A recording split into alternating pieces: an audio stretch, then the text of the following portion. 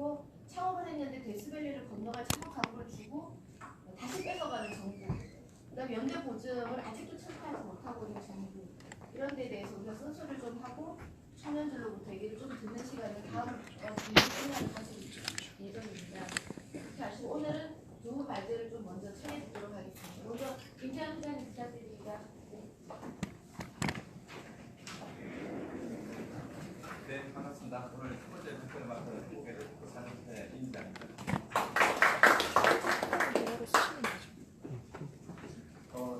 이게 에듀테크라고 하니까 뭐 외래어긴 한데 지금 글로벌에서는 표준어입니다.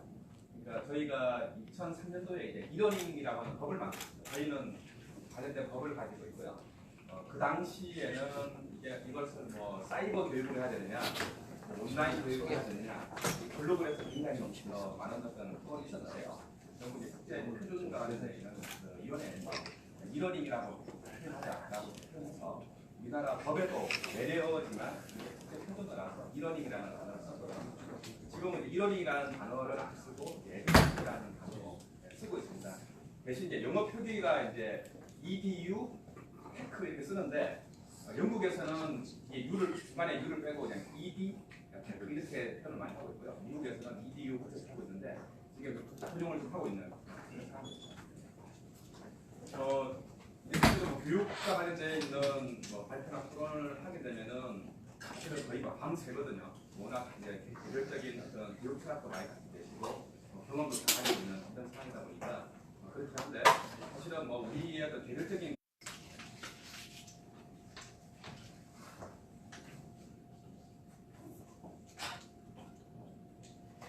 그 에듀테크 글로벌 트렌드에서 제일 중요한 그림이 이 그림이라는 현장으로 박혀나가는 이 그림인데 아까 말씀드린 것처럼 이러닝이라는 것은 2000년 정도에 생겼습니다. 그러니까 모든 기술이라는 것이 먼저 투자가 되고 그 다음에 산업화가 일어나는데 기술적인 투자가 대충 이제 97년도부터 2000년 정도에 집중적인 투자가 일어나고 산업이 형성된 우리나라에서도 이러닝이라고 하는 산업이 만들어진 것은 2000년 정도입니다. 그러니까 그때 처음으로 이 데이터는 뭐냐면 글로벌에서 벤처 캐피탈들이 이쪽 분야에 교육 분야에 얼마만큼 투자하느냐에 관련되어 있는 데이터 양인데요. 뭐 대략 보시면은 산업 형성기에 보면 글로벌 시장에서 한 1조 정도 투자가 됐던 이런 부분이고요. 이때가 2006년도, 7년도가 한번 올라왔는데 이때가 뭐냐면은 중국하고 인도가 이러닝 산업을 이제 시작을 하는 그런 단계에 들어갈 때 이제 숫자가 좀 있었습니다. 그런데 최근에 이제 숫자가 2015년부터는 완전히 다른 숫자가 들어오죠. 글로벌에서는 뭐 잘 아시다시피 인공지능에 대한 투자 이게 2012년, 13년부터 일어나는데 핀테크에 대한 투자 이때 이제 투자들이 많이 났고요.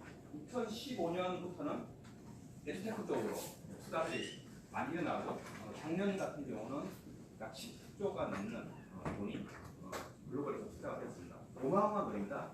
어떻게 보시냐면은 전 세계에서 벤처 캐피탈들이 1년에 투자하는 금액이 한 140조, 150조 정도. 그 중에서 10조니까 비중으로 보면 1등이라고 보실 수 있어요. 작년도 있는 거 보면. 그러니까 그 정도로 어마어마한 핫한 아이템이라는 관점으로 접근이 되고 있다라고 볼 수 있습니다. 우리나라 벤처 캐피탈 전체 투자액이 2, 3조 이 정도 수준이니까 글로벌 10조라고 하면 어마어마합니다.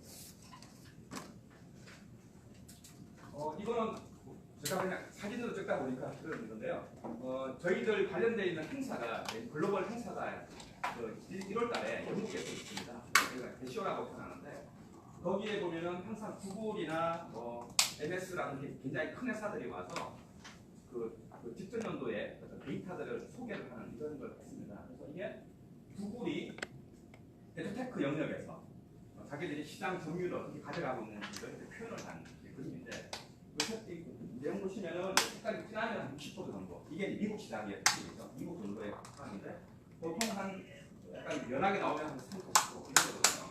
그러니까 에듀테크라고 하는 개념이 이미 학교에 접목되어 있는 상태에서 시장을 점유하고 있는 위치인데 미국 같은 경우가 구글이 한 60% 정도를 점유한 겁니다. 근데 이거는 너무 순식간이어서 이게 신문에도 잘 안 나왔습니다. 국내에서도 거의 언론에서 소개 못할 정도로 한 1, 2년 사이에 푹 지나갔습니다. 네.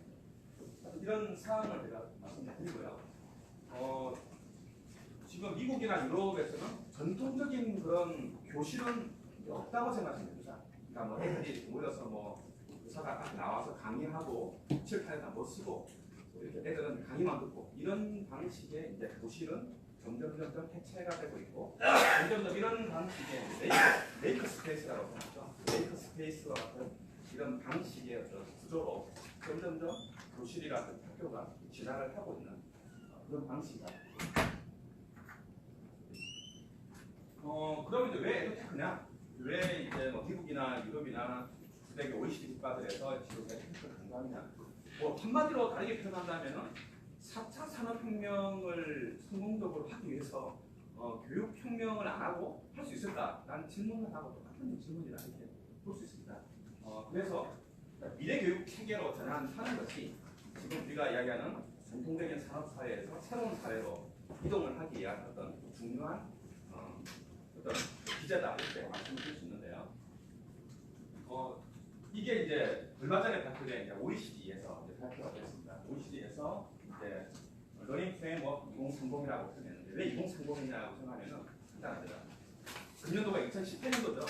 그러니까 금년도에 초등학교에 들어오는 학생들이 대학을 갈 때 또는 사회에 나갈 때의 해가 2030년입니다. 그러니까 지금 초등학생들 입학하는 애들, 초등학교 입학하는 애들한테는 우리가 어떤 교육을 해야 되지? 그러니까 다른 인식이 뭐냐면은 옛날과 다른 교육을 해야 돼라는 부분이 글로벌에서는 하나의 커먼 센스인 거죠. 그래서 우리가 요즘 한참 이야기하고 있는 창의 교육과 관련되어 있는 역량들, 새로운 역량들을 써야 된다. 기존의 그런 어떤 교육의 내용이라든지 방법을 하면 안 되고 새로운 걸 해야 된다라고 하는 그런 이야기를 하고 있는 겁니다. 그리고 이와 관련되어 있는 보고서는 아직 안 나왔습니다. 이거는 기본적인 어떤 개요만 얼마 전에 발표했고요. 요게 OECD에서 공식적으로 채택되는 거는 올해 한 11월, 12월쯤에 발표가 되거든요. 여기 나와서 그게 OECD 국가들을 전체적으로 방송시키는 것은 공식되어 있다. 세계에는 미래학교라고 하는 부분은 2002년부터 약간 실험학교들이죠. 그러니까 기존의 교육을 하는 학교 방식이 아니고 좀 새로운 걸 할 수 있는 그런 학교들이 없을까 해가지고 곳곳에서 이제 미래학교들이 많이 만들어졌습니다.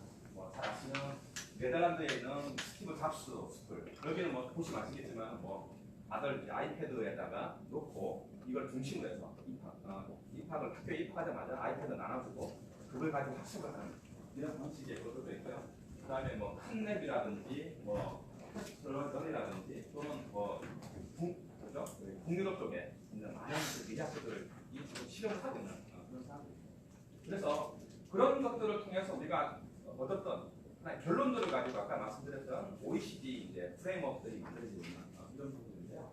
일단 전통적인 어떤 강의형의 수업 모형은 안 한다.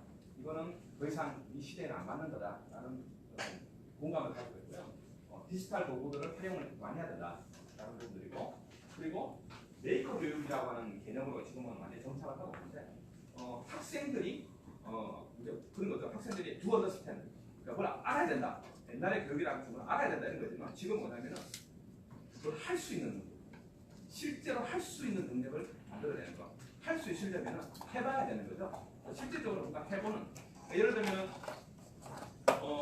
미국에 있는 일부 학교들은 고등학교에서 다른 교과 수업을 하는 게 아니고 그냥 자동차를 만듭니다.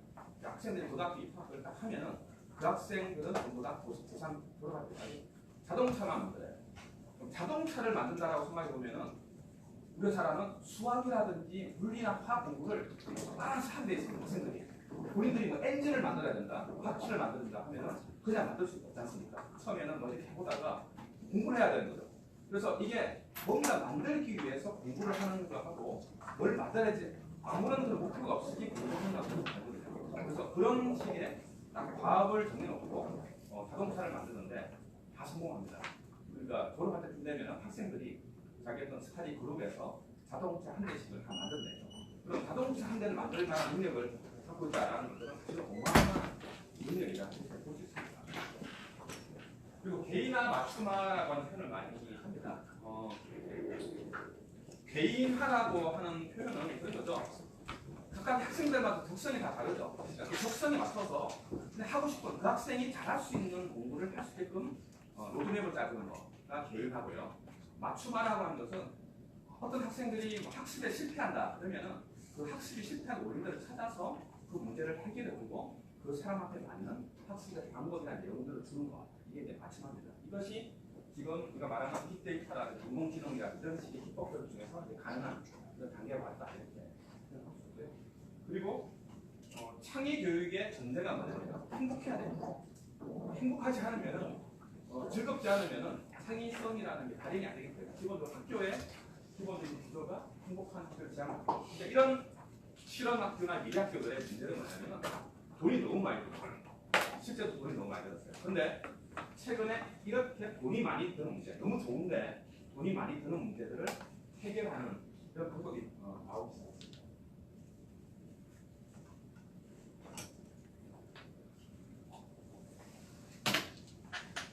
요것도 방법 중에 하나가 구글입니다. 구글이 왜 2년 사이에 미국의 모든 학교를 거의 싹쓸이를 했을까라고 보면 송희영 모니 워낙 전문가입니다. 클라우드입니다. 그러니까 교육 클라우드를 만들어서 모든 학교에 클라우드 환경을 준비하고요. 학교별로 구글에서 한 명씩 직원을 파견했어요. 테크니션들을 파견해서 이 사람들이 그 학교의 어떤 그런 우리가 말하는 어떤 ICT 관리나 또는 디바이스 관리를 다 해주는 이 사람이 하면서 학교 환경의 모든 활동들이 이 클라우드에 저장이 되고 구글 클라우드의 특징이 뭐냐면 거기 보면은 우리가 말하는 뭐 워드라든지 엑셀 이런 거 다 있습니다. 그러니까 그 심지어 어플리케이션도 있고요. 그래서 그런 걸 마음대로 활용을 하고 학생들이 숙제라든지 이런 것들도 할 수 있고 퀴즈 같은 경우도 우리가 수업하다가 중간에 뭐 퀴즈 하다 그러면 바로 그냥 누르면은 바로 퀴즈가 나가고 학생들이 바로 디바이스에서 바로 풀고 어떤 사람은 마크로스가 풀렸다 그러면은 그 체크해서 해결해주고 이런 것들을 바로 할 수 있는 그런 환경이 만들어졌고 굉장히 싸게 지금 공개되고 있습니다. 그러니까 예를 들면은 모든 디바이스나 이런 것들 다 포함해서 학생 한 명당 한 달에 뭐 한 4, 5만 원 이렇게 받고 그냥 전체 서비스를 하는 이런 체계가 미국은 구축이 된 것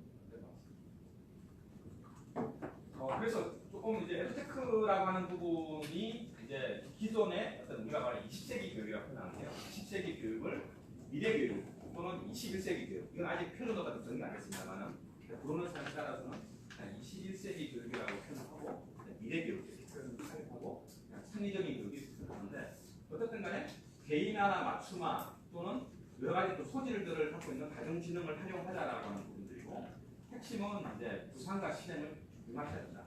그러니까 기존의 교육이 구상하고 실행을 불리하는 그런 방식이라고 하면은 그렇게 결합시키는 그런 교육을 준다는 거죠.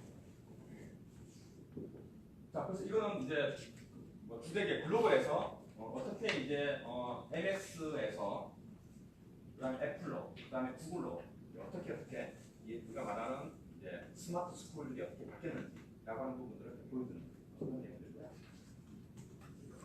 지금 이제 에듀테크의 둘째 양식을 보면은 글로벌에서 보게 되면은 첫 번째 양식은 교육 클라우드, 구글과 같은 그런 교육 클라우드 체계로 발전하는 방향이 하나 있고요. 하나는 이제 메이커 교육입니다. 아까 말씀드렸던 메이커 스페이스 공간에서 뭔가 만드는 이런 교육을 하는 메이커 교육이 주로 많이 하고 있고요. 그 다음에 또 한 가지는 학교 자체를 완전히 바꾸는, 탈바꿈시키는 스쿨 BPR이라고 표현하는 이런 식의 흐름, 세 가지의 흐름으로 해서 에듀테크라는 것이 지금 존재를 갖는 그런 방식을 하고 있습니다. 한국은 이러닝 분야에 있어서는 되게 독보적이었습니다. 저희가 2000년 초에 이러닝 산업을 시작했다고 하더라도 거의 우리가 다르게 표현하면 이러닝이라고 하는 단어 자체의 표준어를 만든 나라가 우리나라입니다. 우리나라가 만든 표준어를 글로벌에서 표준어로 선택했거든요. 그러니까 그만큼 우리가 굉장히 강력한 그런 입장이었는데 에듀테크와 관련해서는 그렇지 않습니다. 그리고 이게 이제 국내의 현실들하고 마무리했는데요. 뭐 이게 산업이 보면은 대략 보시면 이제 뭐 3조 한 5천억에서 작년에 한 3조 한 7천억 정도로. 그러니까 지금도 여전히 뭐 6%, 7% 성장을 하고 있지만 그 전의 통계들 보면은 거의 뭐 1년에 20, 30%씩 막 성장하다가 지금 거의 성숙 단계에 들어가 있는 그런 걸로 보시면 됩니다. 근데 이게 아까 뭐 보여드렸던 글로벌에서 투자가 되고 있는 다른 나라들에서 활동이 성장하고는 완전히 좀 차원이 좀 달라져 있는 이런 부분이고요. 그래서 지금 이제 국내 기업들은 일단 국내 시장 자체가 확장이 안 되다 보니까 대부분 지금 일단 해외로 일단 벗어나고 있는 이런 부분들이고, 해외로 지금 진출을 하고 있지만 주로 이제 뭐 선진국보다 로리의 경우를 발표하실 로리의 경우는 지금 미국 시장을 적극적으로 굉장히 갖고 계시는 반해서 대부분의 전통적인 이러닝 기업들은 동남아라든지 뭐 중국이라든지 이런 쪽에 투자들을 지금 하고 있는 그런 상황입니다. 뭐 작년도 대선 과정에서 이제 사실은 교육 정책과 관련해서는 그러니까 미래 교육으로 가자라고 하는 어떤 큰 테마들은 거의 모든 당에서 동의를 하신 것 같아요. 그러니까 크게 보면은 교육을 바꿔야 되고 미래 교육으로 가야 된다라는 부분들인데, 강론에 있어서는 좀 차이들이 분명히 있었고요. 지금 이제 그 현재 정부에서 지금 하는 부분들은 교육 클라우드라든지 뭐 디지털 교과서라든지 뭐 소프트웨어 교육이라든지 여러 내용들을 가지고 있지만, 이게 실행이 원활하게 될까에 대해서는 좀 저희들 입장에서 굉장히 의구심을 좀 많이 가지고 있고, 한다고 하더라도 아마 그냥 분위만 그런 걸 거고, 왜냐하면 예를 들어서 교육 클라우드라고 하는 개념만 한번 보면은 아까 말씀드린 것처럼 미국에서는 주로 구글, 뭐 아마존, MS 이런 회사들이 지금 접근이 되어 있는 부분이고, 유럽 같은 경우도 그런 회사들 플러스 그 나라 각각에 있는 어떤 클라우드 사업자라든지 교육의 테크 회사들이 이제 들어와 있는 상황인데, 우리는 그냥 교육부에서 그냥 할 거다 이렇게 지금 많이 보여지고 있는 부분들이어서, 그랬을 경우에 사실은 산업적인 접근들이 안 되는 이런 식의 상황들이기 때문에 아마 에듀테크 산업에서 발전하는 데 있어서는 상당히 애를 좀 겪을 거다. 그래서 아마 우리가 에듀테크 산업의 가장 문제는 아마도 약간 국가 주도의 공공 중심의 이런 식의 어떤 전략들이 가장 아마 적립이 될 거다 이렇게 생각하고 있습니다. 사장님 그 두 가지 아까 말씀하신 그 예산이 충분하지 않는 문제가 좀 클 거 아닙니까? 예산이 지금 그러니까 곳곳에 조금 지금은 뚜렷하게 예를 들어서 뭐 에듀테크 예산 이렇게 지금 나와 있지는 않고요. 지금 뭐 스마트 스쿨이라든지 뭐 교육 클라우드 일부, 근데 사실은 예산이 많지 않습니다. 그리고 클라우드가 지금 교육부가 아직까지 시행이 안 되고 있어요. 클라우드를 민간에 오픈 안 해주고 네. 그 개인 정보나 이런 걸 다 보호로 나와가지고 그걸 할 수 없는 상황이거든요. 네. 그런 문제를 지금 규제를 협하지 않으면 그게 개념사항이지 나머지는 될 수 없다는 거예요. 네. 내가 의원님 말씀하신 것처럼 바로 딱 해보니까 바로 이제 애들의 민감 정보, 뭐 개인 정보부터 시작해가지고 뭐 지금 학교에 좀 놀라실 수도 있는데요. 와이파이가 없습니다. 지금 와이파이 클라우드는 고사하고 학교에 지금 와이파이망이 돼 있는 게 현재까지 돼 있는 게 뭐냐면 각각의 학교에 몇 년 전에 한번 했었거든요. 몇 년 전에 학교마다 지금 2개 교실만 지금 어느 정도 돼 있는 이런 상황이고, 금년도에 한두 개 정도 교실이 더 완비가 되어 있는 상황이어서 학교 자체에서 인터넷이 안 된다라고 생각을 지금 하셔야 됩니다. 그런 정도의 심각한 상황이다.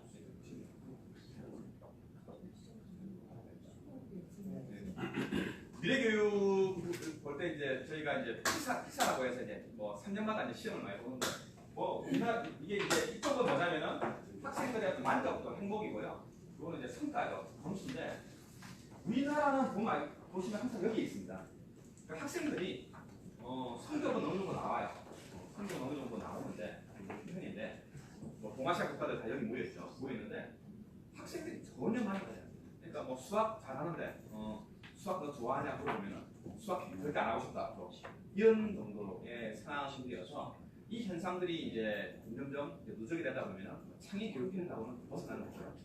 그리고 우리가 원하는 건 이쪽 부분이죠. 우리가 이제 뭐 핀란드 교육 또는 이제 북유럽 또는 이제 노르딕 교육이라고 생각하는 거죠. 이쪽 영역으로 빨리 이동시키기 위한 것을 해야 되는 이런 장애의 점들이 있습니다. 그리고 디지털 리터러시를 요즘 측정을 많이 하거든요. OECD에서. 그러니까 많은 분들이 알기에는 우리나라 학생들만큼 스마트폰 다 쓰고 이렇게 많이 하는 학생이 없을 거야라고 이제 학부모들 입장에서는 그렇게 많이 생각하는데, 우리가 꼴등입니다. 우리나라가 거의 압도적으로 꼴등이죠. 그러니까 우리나라는 학교에 가면 애들이 이제 스마트폰이 있습니다. 가지고 가요. 그럼 맨 처음 할 행동이 뭐냐? 반납을 합니다. 학교에. 네, 학교에 가자마자 맨 처음 하는 일이 일과가 뭐냐면 스마트폰을 반납을 하고 학교 나갈 때 이제 가져가죠. 그리고 또 학원 가면은 학원에서 또 반납하죠. 또 이제 나올 때 가져가죠. 사실은 이제 부모들이 스마트폰을 보는 시간, 애들이 스마트폰 하고 있냐라고 보는 시간이 학생들로서는 유일하게 스마트폰을 하는 그 시간입니다. 그러니까 애들 입장에서는 너무 시간이 짧기 때문에 게임이라든지 급한 걸 할 수가 없죠. 예를 들어서. 근데 부모들이 봤을 때는 그게 그 애의 모든 활동으로 보는 거죠. 예. 근데 다른 나라들은 스마트 디바이스를 교과 수업을 할 때 쓰고 있어요. 쓰면서 뭔가를 하고 있는 건데 우리는 그 도구를 지금 포기하고 절대 하면 안 되는 걸로 놓고 한다는 거예요. 전혀 다른 상황이에요. 디지털 리터러시나 데이터 리터러시라는 부분이 이제 미래 교육의 역량들이죠. 과거에는 그냥 우리가 말하는 문맹이라는 개념의 그냥 리터러시, 문해력 이렇게 표현했었는데 지금은 디지털 리터러시, 데이터 리터러시를 갖자라고 하는 이런 식의 역량 체계로 변화가 되고 있습니다. 우리도 지금 금년도부터 중학교에서 소프트 교육이 영구적으로 시행이 되었고요. 내년도에는 이제 초등학교가 이제 소프트 교육이 시행이 되는데 시간이 너무 짧습니다. 네. 중학교가 지금 34시간, 초등학교 17시간 정도밖에 안 되기 때문에 그냥 이렇게 끝나는 이런 건데 다른 나라들은 안 그렇습니다. 일단은 금년도에 일단은 중국 같은 경우는 인공지능이 교과서로 개발이 되어서 교과 의무 교육으로 중학교에 인공지능이 과목이 들어왔어요. 그 정도고요. 영국 같은 경우는 어쨌든 초등학교부터 해서 고등학교 졸업할 때까지 몇천 시간을 이와 관련된 지금 교과 활동을 하게 돼 있습니다. 그래서 완전 수준이 다른데 하나 이 영국의 사례인데요. 영국은 특정한 학년, 한 3, 4학년 정도 5학년이 되면은 이런 키트를 나눠줍니다. 키트를 나눠주면 애들이 그걸 조립을 해요. 여기에는 이제 라즈베리 파이라고 하는 거가 들어가 있고요. 여러 가지 키트들이 들어가서 애들이 자기 노트북을 만드는 거예요. 그럼 라즈베리 파이에다가 애들이 OS 키보드에다가 뭘 심어서 거기다 어플리케이션을 동작시켜서 부팅을 해가지고 다른 자기가 필요한 것들을 막 깔아가지고 쓰는 거거든요. 그러면은 컴퓨터를 만드는 것부터 해서 자기한테 맞는 컴퓨터를 만들고 했기 때문에 유지보수라는 게 필요가 없죠. 애들이 이미 유지보수를 할 수 있는 능력을 갖고 있는 거죠. 자기 컴퓨터. 그리고 학년이 높아지면 점점점 더 높은 업그레이드를 본인들이 시키는 거예요. 여러 가지를 다 해가지고. 그러니까 기본적으로 일단 장비, 도구를 일단 본인들이 만들어서 그 다음부터 이것을 가지고 교과에다가 계속 결합을 시킵니다. 그러면 우리는 뭐 종이로 연필로 막 풀죠. 계산 문제를 풀지 않습니까? 학생들 전부 다 컴퓨터를 바꿉니다. 수학 문제라든지 과학 문제 다 풀어가지고 이걸 정리를 하는 이런 체계를 하고 있습니다. 그래서 코딩이 수준이 어느 정도 수준이냐면은 고등학생 정도 되면은 파이썬은 다 합니다. 파이썬 정도는 다 해서 자기가 필요로 하는 프로그래밍을 그냥 합니다. 고등학교 수준에. 진짜 여기 파이썬을 아시는 분이 그렇습니다. 예. 그래서 일단 우리가 말하는 어떤 컴퓨터 랭귀지 한 개, 어떻게 보면 가장 쉬운 랭귀지 정도를 하나 정도는 해서 프로그래밍을 통해 가지고 문제 해결을 하는 능력이 고등학교 수준에 있다. 이렇게 볼 수 있습니다. 그래서 정책적으로 보면은 일단 우리는 글로벌 트렌드하고 전혀 무관하게 지금 하고 있는 그런 상황이고요. 민간 중심으로 가야 된다라는 걸 알게 되고, 에듀테크는 기본적으로 학교 교육하고 결합이 돼야 됩니다. 학교에서 결합이 돼야 되고 지금처럼 뭐 사교육 따로, 뭐 공교육 따로 이런 방식의 거는 좀 안 맞는 부분이고요. 학교 교육에 에듀테크가 접목되는 이런 부분이 가장 바람직한 부분이다. 이렇게 기본적으로 미래 학교를 해야 됩니다. 학교가 미래 학교여야지 이게 받아들일 수 있는 부분입니다. 그리고 이거는 규제를 한두 개 푼다고 해서 뭐 되는 문제는 아니고 전체적인 그냥 그림을 전체적으로 얻는 이런 어떤 작업들을 좀 해야 되는 그런 부분입니다. 이 관련되어 있는 법규 한두 개를 푼다고 해서 이 문제가 풀리는 문제는 아니기 때문에 종합적인 접근이 좀 필요한 부분이고요. 예산을 제가 또 말씀드리고 싶은데 우리가 이제 학생 한 명당 우리가 금년도하고 내년도 예산이 많이 늘어났습니다. 교육 예산이 좀 한 명당 1만 달러 수준이에요. 저희가 학생 한 명당. 미국이 주마다 좀 다른데요. 또 한 8,000달러에서 12,000달러 수준입니다. 그러니까 미국이나 우리나 1인당 학생 한 명당 초중고등학교 학생 한 명당 예산이 거의 비슷한 수준입니다. 그런데도 교육에 예산이 투여된 효과나 양태를 보면 전혀 다른 그런 양상이 있다. 이런 것들은 조금 고민들을 많이 하셔야 되는 그런 부분이다.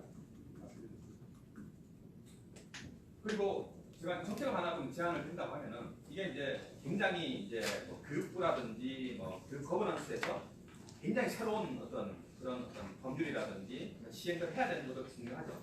중요하지만 하나하나 그 따박따박 하는 것도 굉장히 중요한 것 같은데 그러면은 제가 안타까운 게 뭐냐면은 우리가 보면은 인구는 줄어들어서 애들 점점 줄어들음에도 불구하고 매년 여전히 학교를 한 100개씩은 짓고 있습니다. 여기에 그리고 상당히 많은 예산이 들어갑니다. 그런데 이왕 학교 그냥 만들 때 좀 아깝긴 한데 그냥 미래 학교를 만들면 되거든요. 지금부터. 그래서 계속 만들면은 한 10년만 지나면은 그냥 자동적으로 거의 다 미래 학교 체제로 다 전환이 되는 건데 지금도 학교 지을 때 옛날 방식으로 학교를 짓어요. 옛날 학교를 짓는 거죠. 그러니까 좀 너무 이건 좀 말이 안 되는 그런 상황이다. 그러니까 이게 정책적인 제도를 법을 바꾸는 것이 또 시간이 걸린다고 하더라도 학교 자체를 새로 짓는 학교들은 컨셉이 다 있습니다. 미래 학교 컨셉이 다 나와 있거든요. 그거에 맞춰서 그냥 좀 해야 되지 않나 이 부분이고요. 그리고 이런 미래 학교들이 지역의 허브 역할들을 좀 해주면 되고요. 우리가 군내 가면은 지금 우리 학교가 일면 1학교 체제인데 그러니까 예를 들면은 금년도에 영주에 있는 초등학교가 23개인데 학생이 100명 조금 넘습니다. 신입생. 그러니까 학교 한 명, 학교 초등학교 하나 쪽에 학교 보면은 한 서너 명씩 받는 거예요. 학교 한 개당. 근데 이게 1년에 하나씩 있어야 되고 전통적인 또 후배 있는 학교들도 있고 하니까 좀 그런 상황입니다. 근데 이제 영국 같은 경우도 보면은 좀 더 모으죠. 그러니까 초등학교는 어쨌든 지역이 되게 중요하기 때문에 그 근처에 있어야 됩니다. 그래서 이제 좀 최소한 모으지만 중학교나 고등학교는 굉장히 좋은 학교를 만들어야 됩니다. 굉장히 좋은 학교를 만들고 학생 수가 많아야 됩니다. 그러니까 중학교 우리는 지금 중고등학교 숫자하고요 초등학교 숫자 비슷해요. 영국은 중고등학교 숫자에 비해서 초등학교 숫자가 엄청나게 많습니다. 그 이야기는 중고등학교가 되게 작은 거야. 그럼 어떻게 하냐면 중고등학교는 정말 우리가 대학교 캠퍼스처럼 만듭니다. 중고등학교를 만들어서 거기에 모든 시설 뭐 어마어마한 것들을 그냥 거기다가 하는 거죠. 지금처럼 학교를 분산시켜서 만들면은 기껏해 학생들이 한 100명도 안 되는 학교들을 운영해야 되기 때문에 시설이 좋을 수가 없습니다. 그리고 교사들도 배치되는 방식이 보면은 전부 행정일을 하다 끝나죠. 그렇기 때문에 중고등학교는 굉장히 학교 수를 줄여가지고 굉장히 좋은 시설로 빨리빨리 미래 학교를 만드는 것이 방법이 아닌가 생각합니다. 네, 말씀하십시오. 강사님 거기 지금 메이커스 학교를 국내에서 시범적으로라도 하는 데가 있어요? 그리고 두 번째 네. 좌파 교육감들이 그걸 안 하려고 그러더라고요. 요구하는 학교가 있어요. 그거를 요구한 교장 선생이 있는데 사립학교예요. 그러니까 그분은 어떤 요구냐면 우리가 9시에 이제 조금 있다가 발전이 더 있으니까. 예, 좀 말씀해 주시는데 우리 성일종 원님이 산자위에 계시는데 아니 정무위로 갔어요. 아주 바뀌셨죠. 성일종 원님이 같이 앞으로 참석하시기로 하시는 거죠. 지난번에도 오셨어요. 종종 감사합니다. 일단은 발전하는 거 있고요. 그리고 저는 아까 말씀드렸지만 블록체인 외부인 때 제가 좀 다른 차원에서 대표를 나가보겠습니다.